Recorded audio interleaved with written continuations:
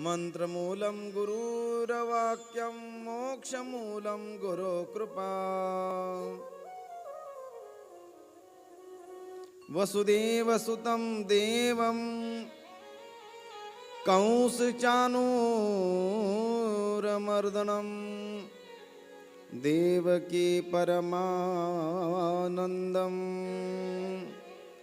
कृष्णं वन्दे जगद्गुरुं।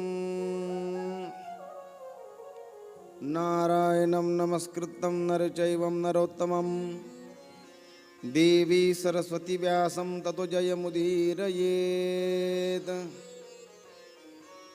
लोकाभिरामं रणरङ्गधीरमराजीव नेत्रं रघुवंशनाथं कारुण्यरूपं करुणाकरतं श्रीरामचन्द्रं शरणं प्रपद्ये। मनोजवममारुततुल्यवेगं जितेन्द्रियं बुद्धिमतां वरिष्ठं वातात्मजं वानरयूतमुख्यं श्रीरामदूतं शरणं प्रपद्ये। सदा सत्स्वरूपं चिदानन्दकन्दं जगत्सम्भवं स्थानसंहारहेतुं स्वभक्तेच्छया मानुषं दर्शयन्तं नमामीश्वरं सद्गुरुं सायिनाथं। नमोस्तुते व्यासविशालबुद्धे फुल्लारविन्दायतपत्रनेत्र येन त्वया भारततैलपूर्णः प्रज्वालितो ज्ञानमयप्रदीपः।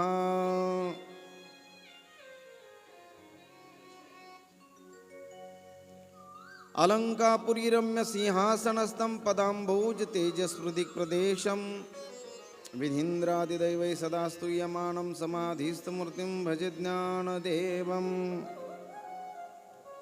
समचरणसरोजं सान्द्रनीलापदापं जगन्निहितं पाणिमण्डनं मण्डनानां तरुणतुलसीमाला कन्धरं कञ्जनेत्रं सदैधवलहास्यं विठ्ठलं चिन्तयामि। पुण्डलीकवरदा हरिविठ्ठल श्री ज्ञानदेव तुकाराम पंढरीनाथ भगवान की जय। माऊली ज्ञानेश्वर महाराज की जय। जगद्गुरु तुकाराम महाराज की, संत तुकडोजी महाराज की जय। सच्चिदानंद सद्गुरु साईनाथ महाराज की जय। श्री संत लक्ष्मी माताजी महाराज की जय। बोलो रे वै सब संतन की जय। ऐसा ये बा साई दिगंबरा अक्षय रूप अवतारा सर्वहि व्यापक तू श्रुति सारा अनुसया त्रिकुमारा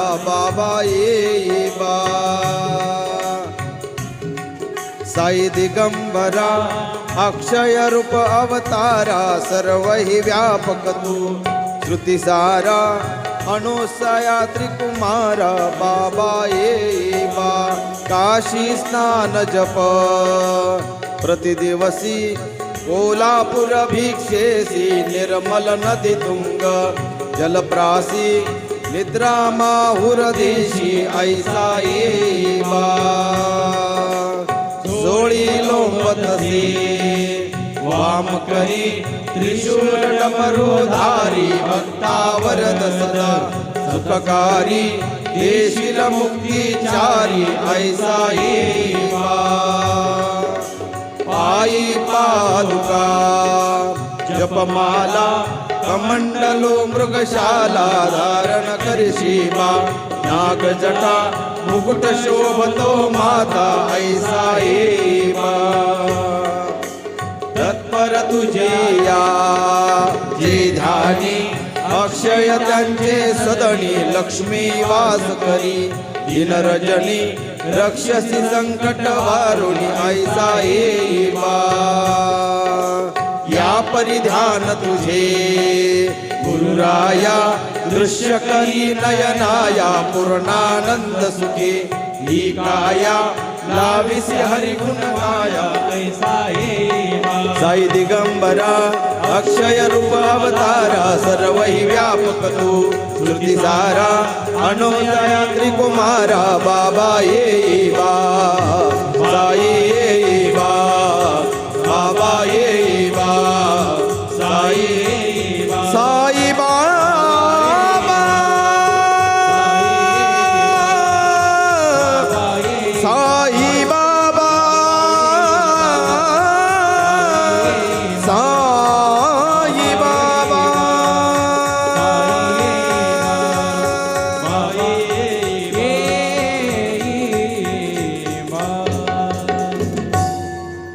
अनंत कोटी ब्रह्मांड नायक राजाधिराज योगीराज परब्रह्म श्री सच्चिदानंद सद्गुरु साईनाथ महाराज की जय।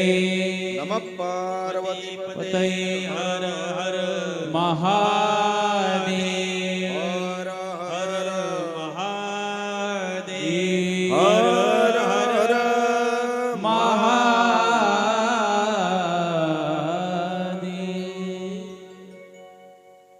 अनंत कोटी ब्रह्मांड नायक राजाधिराज योगीराज परब्रह्म श्री सच्चिदानंद सद्गुरु साईनाथ महाराज विश्वसंत सद्गुरु साईनाथ महाराजांचं दिव्य चरित्र श्रवण करणारे आपण सर्वजण भाग्यवान श्रोते। सर्वात अगोदर आपणा सर्वांच्या चरणावर वंदन। माझ्या समोर विराजमान असलेले श्री योगेश्वर महाराजजी उर्फ दादाजी महाराज यांच्याही चरणावर वंदन। व्यासमंचावर विराजमान असलेले सर्व गुणीजन मंडळी, माऊली महाराज चाळक असतील, त्याचप्रमाणे माऊली महाराज पवार असतील, करण महाराज घोडके असतील, त्याचप्रमाणे प्रशिक महाराज असतील, ओम महाराज चौधरी आदी करून व्यासमंचावर विराजमान असलेले आमचे बाप्पा असतील, देव बाप्पा, क्या नाम है आपका? राधेश्यामजी महाराज, आमची प्राध्यापक मंडळी, सर्व उपस्थित सर्वांच्या चरणावर वंदन करून सेवेला आरंभ। पुण्यभूमी आपल्या विदर्भाच्या पुण्यभूमीमध्ये हिंगणघाट या ठिकाणी भव्य आणि दिव्य असं साईनाथांचं मंदिर आणि बाबांच्या या मंदिरामध्ये आयोजित असलेली ही साई चरित्राची कथा स्वर्गीय कैलासवासी लक्ष्मी माताजी, श्री संत लक्ष्मी माताजी यांची 27वी पुण्यतिथी आणि साईनाथांच्या मंदिराच्या वर्धापन दिनाच्या निमित्ताने आमच्या अतुल भाऊ वाडिले यांच्या संपर्काने या ठिकाणी येण्याचा योग आणि अतिशय उल्हासाने चाललेली ही साई कथा, संतांचं चरित्र श्रवण करायला खरं भाग्यच असावं लागतं। देवाचं चरित्र श्रवण करायला खऱ्या अर्थाने भाग्यच असावं लागतं। म्हणून आपण सर्वजण भाग्यवान आहात जी माझ्यासमोर बसलेली आहेत आणि आता आमच्या यूट्यूब चॅनलच्या माध्यमातून जी कोणी घरी बसल्या साईनाथांचं हे दिव्य चरित्र श्रवण करतायत त्यांनाही मी धन्यवाद देतो। आपणही भाग्यवान आहात की जेणेकरून आपल्याला ही साई चरित्राची कथा ऐकावी वाटली। संतांचं चरित्र ऐकावं वाटणं, साईंचं चरित्र, साई शब्दाचा अर्थच आम्ही रोज सांगतो। सा म्हणजे साक्षात, ई म्हणजे ईश्वर, जो साक्षात ईश्वर आहे। आणि आपल्या भारतामध्ये महाराष्ट्राची जी भूमी आहे ना, या महाराष्ट्राच्या भूमीलाच मुळात संतांची भूमी असं संबोधल्या जातं। ही आपली संतांची भूमी आहे। याच भूमीमध्ये महापुरुष घडले, याच भूमीमध्ये क्रांतीवीर घडले, याच भूमीमध्ये संत घडले।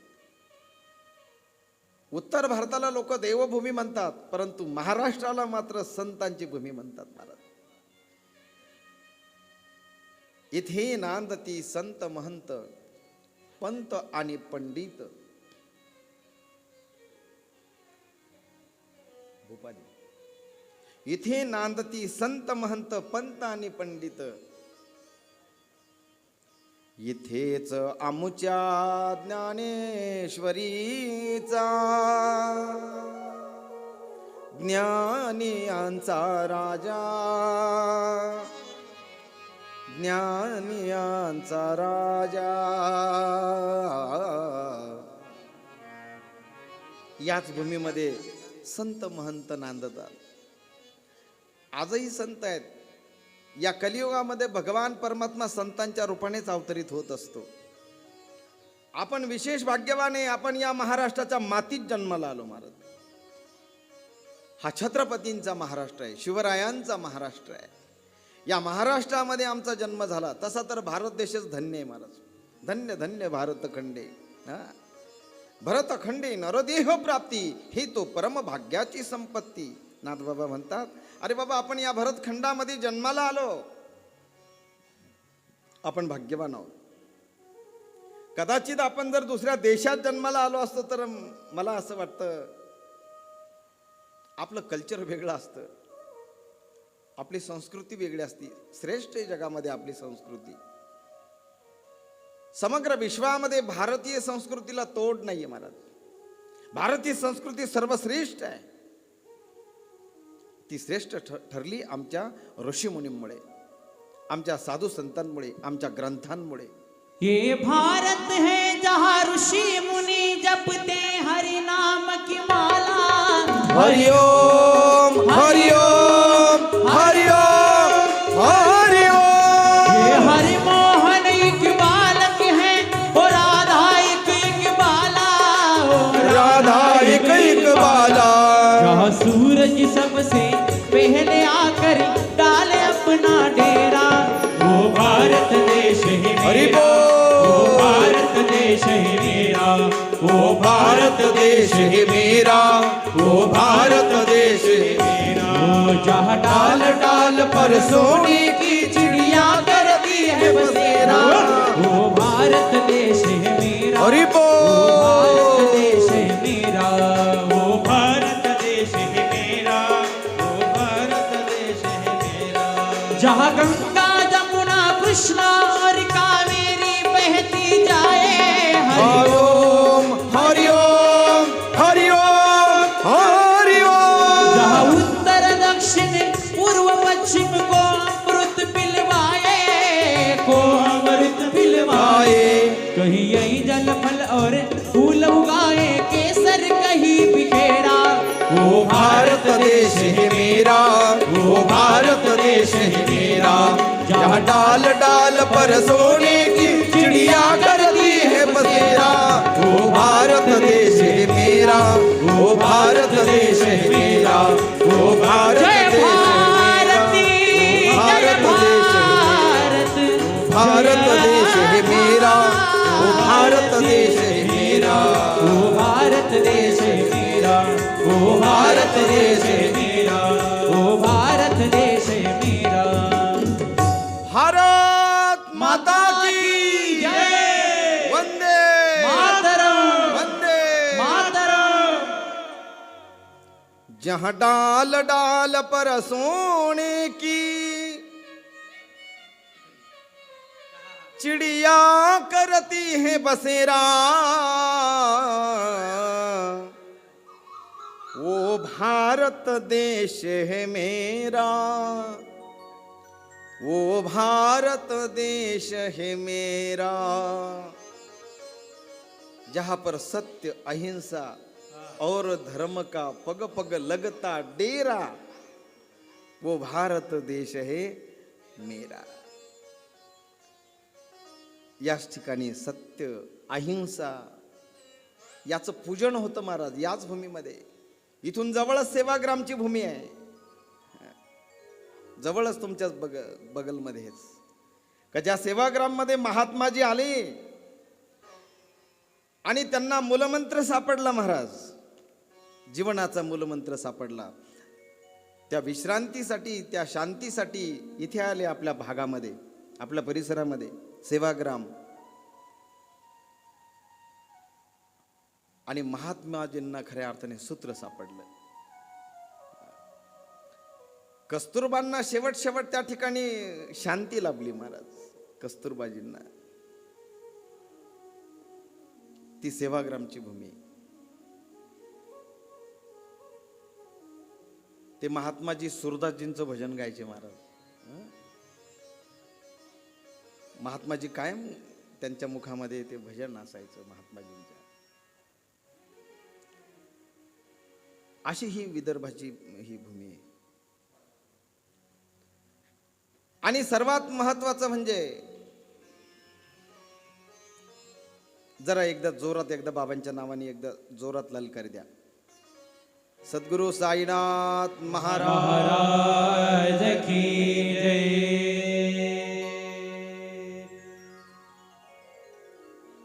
ओम साई नमो नमः, श्री साई नमो नमः, जय जय साई नमो नमः, सद्गुरु साई नमो नमः. ओम साई नमो नमः, श्री साई नमो नमः, जय जय साई नमो नमः, सद्गुरु साई नमो नमः. ओम साई नमो नमः, सद्गुरु साई नमो नमः, जय जय साई नमो नमः, सद्गुरु साई नमो नमः. ओम साई नमो नमः, श्री साई नमो नमः, जय जय साई नमो नमः, सद्गुरु साई नमो नमः. ओम साई नमो नमः, श्री साई नमो नमः, जय जय साई नमो नमः, सद्गुरु साई नमो नमः. ओम साई नमो नमः, श्री साई नमो नमः, जय जय साई नमो नमः, सद्गुरु साई नमो नमः. ओम साई नमो नमः, श्री साई नमो नमः, जय जय साई नमो नमः, सद्गुरु साई नमो नमः. ओम साई नमो नमः, श्री साई नमो नमः, जय जय साई नमो नमः, सद्गुरु साई नमो नमः. ओम साई नमो नमः, श्री साई नमो नमः, जय जय साई नमो नमः, सद्गुरु साई नमो नमः. सुरदासजींचं ते भजन महात्माजी गायचे महाराज. त्या भजनामध्ये त्यांनी वैष्णवाची व्याख्या सांगितली बघा. वैष्णव कुणाला म्हणावं? वैष्णव जन तो तेने कहिए जो पीर पराई जाणी रे. वैष्णव जन तो तेने कहिए पीर पराई जानी रे.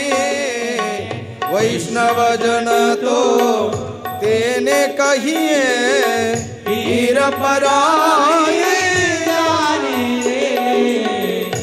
वैष्णव जन तो तेने कहिए पीर पराई जानी रे. वैष्णव जन तो तेने कहिए पीर पराई जाने रे. पर दुखे उपकार करे तो मन अभिमान नाय रे. वैष्णव जन तो तेने कहिए पीर पराई जाने रे. वैष्णव जन तो तेने कहिए पीर पराई जाने रे. वैष्णव जन तो तेने कहिए. कुणाला वैष्णव म्हणावं? दुसऱ्याचं दुःख जो जाणतो महाराज. पर उपकार करे सो मन अभिमान न आये रे. दुसऱ्यावर उपकार केल्यानंतर ज्याच्या मनामध्ये अभिमान येत नाही ना, बोलू नका.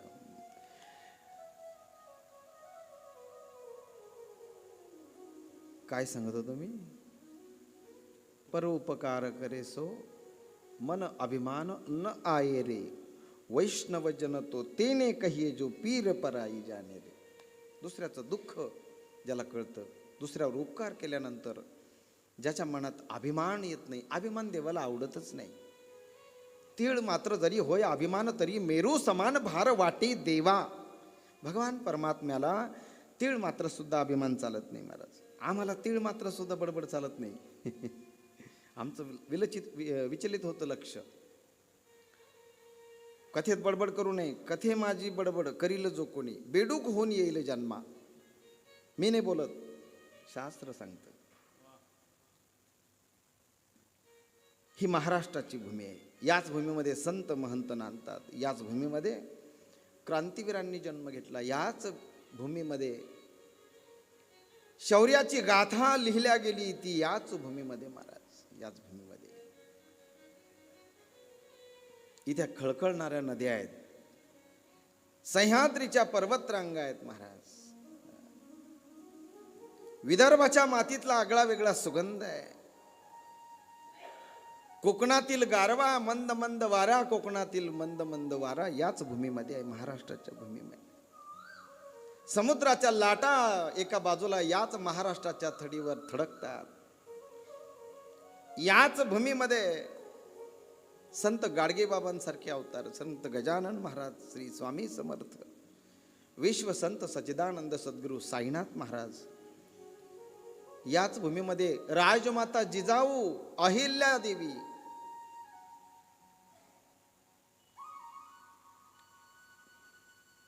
ज्या अहिल्या माता, राजमाता अहिल्या माता, राजमाता जिजाऊ याच भूमीमध्ये झाल्या महाराज. इथे नांदती संत महंत, पंत आणि पंडित. इथेच आमुच्या ज्ञानेश्वरीचा, ज्ञानी यांचा खळखळणारे पुण्य सलीला इंद्रायणी इथेच वाहते. याच इंद्रायणीच्या तीरावर ज्ञानोबराय स्थिरावले. याच चंद्रभागेच्या तीरावर पुंडलिक राय स्थिरावले. त्यांच्या निमित्ताने स्वतः ब्रह्म त्या ठिकाणी नांदतय. विटेवर उभय, कटेवर हात ठेवून समग्र महाराष्ट्राकडे दृष्टी आहे, समग्र महाराष्ट्राकडे पाहत आहे. ते याच महाराष्ट्रामध्ये. म्हणून या महाराष्ट्राचा असं वाटतं कधी कधी जय जयकार करावा, कारण ही छत्रपती शिवरायांची भूमी आहे महाराष्ट्र. जय जय महाराष्ट्र माझा, गरजा महाराष्ट्र माझा. जय जय महाराष्ट्र माझा, गरजा महाराष्ट्र माझा. जय जय महाराष्ट्र माझा, गरजा महाराष्ट्र माझा. जय जय महाराष्ट्र माझा, गरजा महाराष्ट्र माझा. जय जय महाराष्ट्र माझा, गरजा महाराष्ट्र माझा. महाराष्ट्र माझा, गरजा महाराष्ट्र माझा. श्री वरदा कृष्ण कोयना, भद्रा गोदावरी एकपणाने भरती पाणी मातीच्या घागरी. भीमथडीच्या तटानाया तटानाया यमुनेचे पाणी पादा. तरीतून भाव गुंजला महाराष्ट्र माझा. जय जय महाराष्ट्र माझा, गरजा महाराष्ट्र माझा. जय जय महाराष्ट्र माझा, गरजा महाराष्ट्र माझा.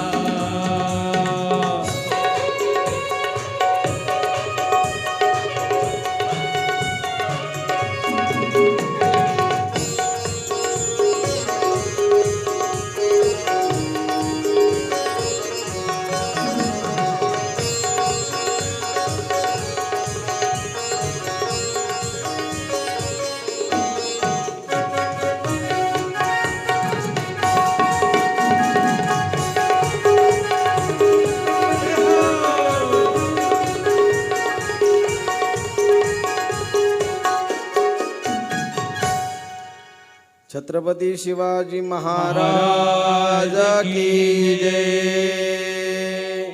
लोकमान्य टिळक महाराज की जय. लोकमान्य टिळक, मी महाराज शब्द का जोडला माहितीये का? हे लोकमान्य टिळक हे मुलांना समजावेत, पुढच्या पिढीला कळावं याकरता मुद्दामून साई कथेमध्ये आणले असं नाहीये. साईबाबांच्या चरित्रामध्ये लोकमान्य टिळकांचा थोडासा संदर्भ आलेला आहे महाराज.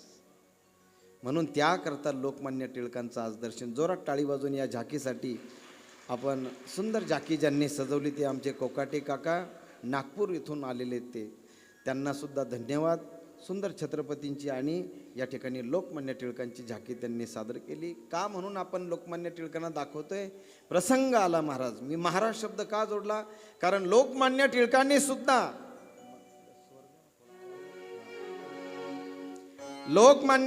सुद्धा गीता रहस्य नावाचा ग्रंथ लिहिलाय महाराज. मंडालीच्या तुरुंगामध्ये लोकमान्यांनी गीता रहस्य नावाचा ग्रंथ लिहिला. आणि लोकमान्य टिळकांचा साईबाबांचा संबंध कसा आला ऐका. लोकमान्य टिळक त्यावेळेस ज्यावेळेस स्वातंत्र्याचा लढा सुरू होता आणि तो लढा चालू असताना, कारण साईबाबांचा अवतार हा ब्रिटिशांच्या काळातला आहे, त्यावेळेस ब्रिटिशांचाच काळ होता. ब्रिटिशांच्या काळामध्येच तर समाधी झाली आहे. वास्तविक पाहता ब्रिटिशांचा काळ तसा फार कठीण होता, कायदे कानून फार कठीण होते.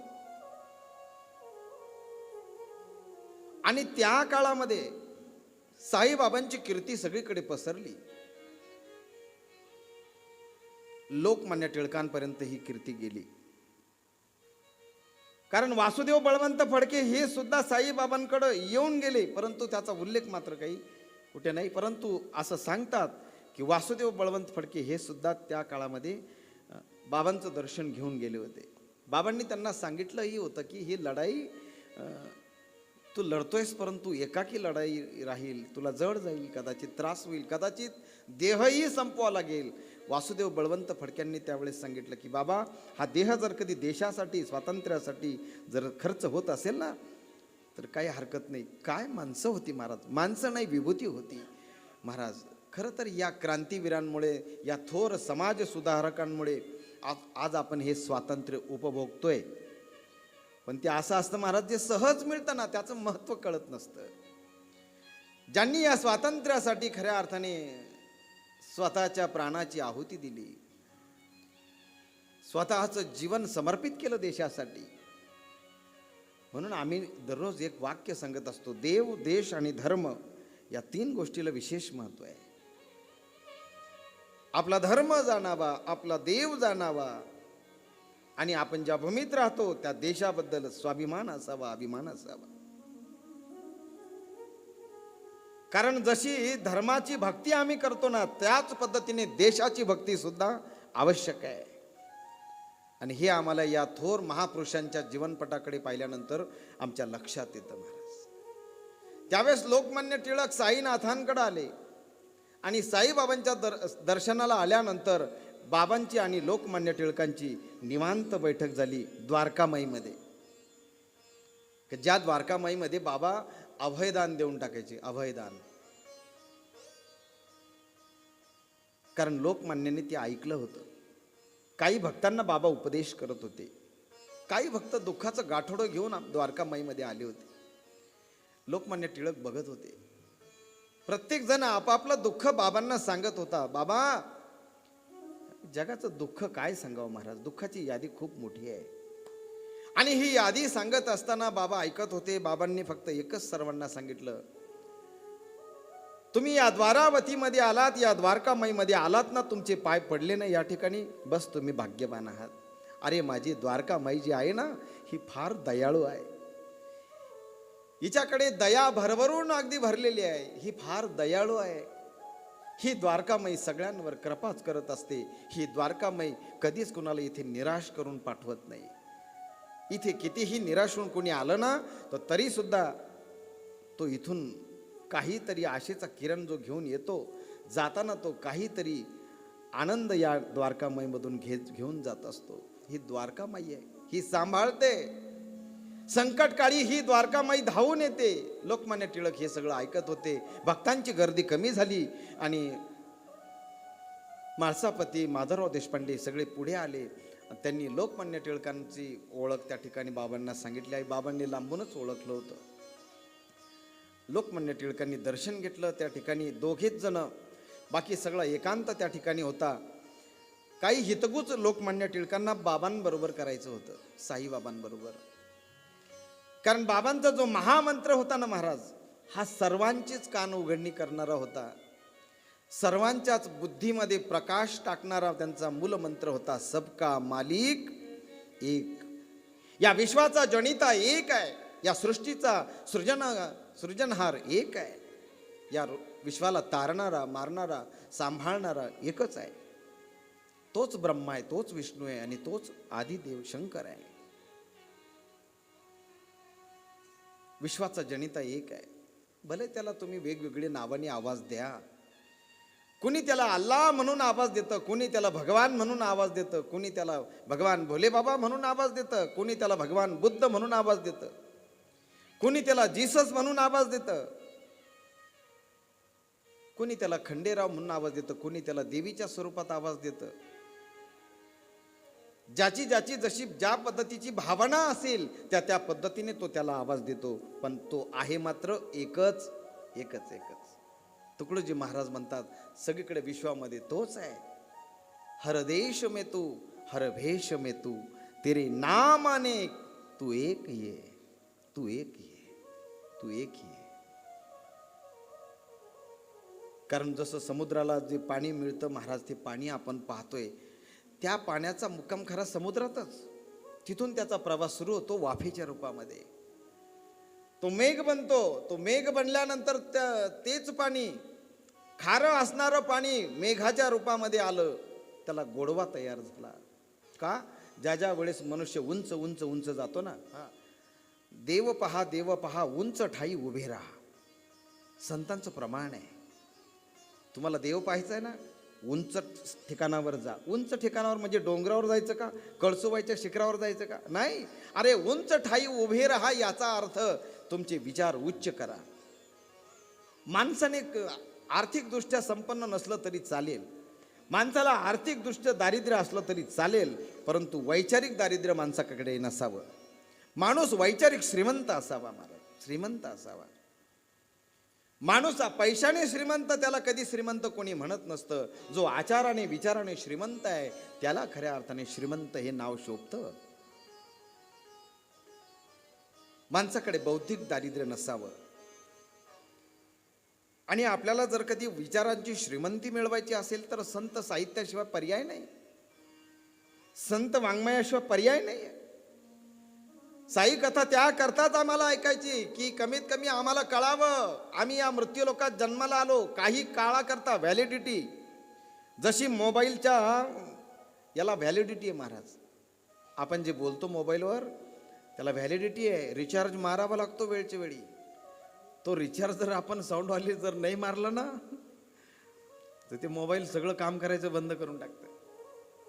रिचार्ज जसा मोबाईलला आवश्यक आहे ना, तसा या देहाला सुद्धा रिचार्ज करावं लागतं महाराज वारंवार. परंतु या देहाची व्हॅलिडिटी ठरलेली आहे. 100 वर्षाची गणना, त्यामध्ये दुःख यातना. तुम्ही आठवा मधुसूदना रे, तुम्ही वासुदेव वासुदेव म्हणा. 100 वर्ष अल्प आयुष्य मानव देह, 100 गणिले ते अर्धरात्र खाय. मध्ये बालत्व पीडा रोग क्षय, काय भजनासी उरले ते पाहेगा. काय उरलं खाली शेवटी. आणि हे कळण्यासाठी खरं संत चरित्र, खरी साई कथा आहे. साईबाबांनी समग्र 60 वर्षामध्ये काय केलं? 60 वर्षामध्ये साईबाबांनी फक्त आणि फक्त परोपकार केला, सेवा केली. रंजल्या गांजल्यांची सेवा, दीनदुबळ्यांची सेवा, थकलेल्याला ओसरी द्यावी, तहानलेल्याला पाणी द्यावं, भुकेलेल्याची भूक भागावी, त्याला अन्न द्यावं, जीव घालावं. हेच तर केलं बाबांनी. रोग्यांचे रोग मिटवले महाराज. अनेक दुःखी लोकांचे दुःख हरण करण्याचं काम केलं.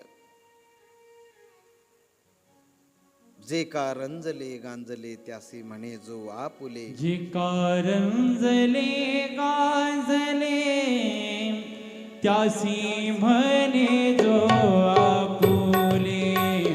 तो रंजले गांजले त्यासी म्हणे जो आपुले. तोची साधू ओळखावा देव तेथेची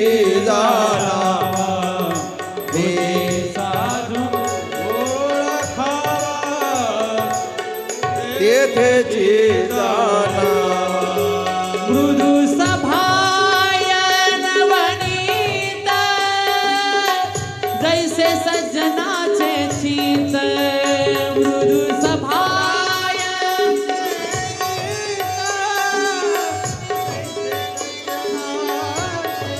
हो जासी अपंगिता नाही त्यासी धरी जोरू धई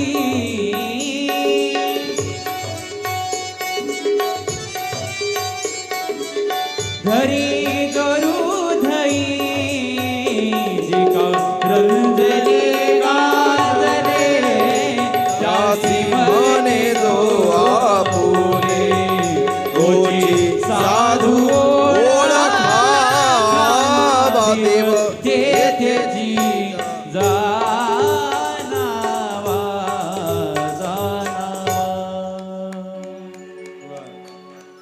जे का रंजले गांजले त्यासी म्हणे जो सद्गुरु साईनाथ महाराज की जय.